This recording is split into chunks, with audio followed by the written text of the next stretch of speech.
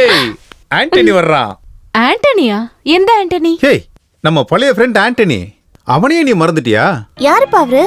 அம்மா கிட்ட கேளு. ஐயோ நீங்களே சொல்லுங்கப்பா. சரி நான் சொல்லட்டுமா? Martin please. ப்ளீஸ் எல்லாம் சொல்லாத, நான் சொல்லுவேன். நம்ம பொண்ணு தெரிஞ்சுக்கிட்டா உனக்கு என்ன குறைஞ்சு போயிடும்? நீ என் தங்கண்டி. இவளுக்கு என்ன ஆச்சு? சொல்லுங்கப்பா. சொல்றேன். ரோஸ், ஆண்டனி என் கிளாஸ்மேட், அதுவும் இல்லாம என் க்ளோஸ் ஃப்ரெண்ட். அந்த காலத்துல காலேஜ் பியூட்டி பெரிய சிங்கரான உங்க அம்மாவை நாங்க 2 பேரும் ஒரே டைம்ல லவ் பண்ணோம். கடைசியா உங்க அம்மா கிட்ட சொல்லும்போது எங்க 2 பேருக்கும் டென்ஷன். அதுக்கு ஒரு சொல்யூஷனை கண்டுபிடிச்சதே ஆண்டனி தான். பிரச்சனையை இவகிட்டயே விட்டுறலாம், அவ விருப்பத்தை கேட்டு 2ல ஒருத்தர் விட்டு கொடுத்துடலான்னு சொன்னான். அதுதான் பிளான். ஆனா ஷெலின் என்னதான் லவ் பண்றான்னு தெரிஞ்ச உடனே அவன் இவ்வளவு கஷ்டப்படுவான்னு நான் எதிர்பார்க்கவே இல்லை.